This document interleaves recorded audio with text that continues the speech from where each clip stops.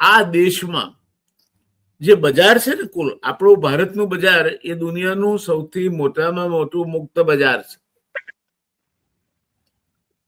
એ બજારમાંથી 50% કરતા વધારે વેચાણ ખેતી આધારિત ગ્રામ્ય બજારમાં થાય છે. 55% મોટરસાયકલ, તમે એક્સિડન્ટ કર્યો રોજડા હાથે, એ ગામડામાં વેચાય છે. 52% કપડું ગ્રામ્ય વિસ્તારોમાં વેચાય છે. પેલા નાસ્તાના પડીકા 50% કરતા વધારે ગ્રામ્ય વિસ્તારમાં વેચાય છે.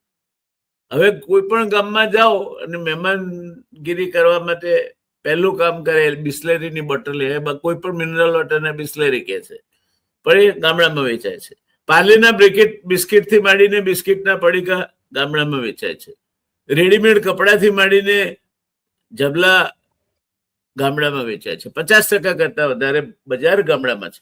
એટલે ખેડૂત તમને તમારી અર્થવ્યવસ્થાને 5 રીતે પોષે છે. 5 રીતે.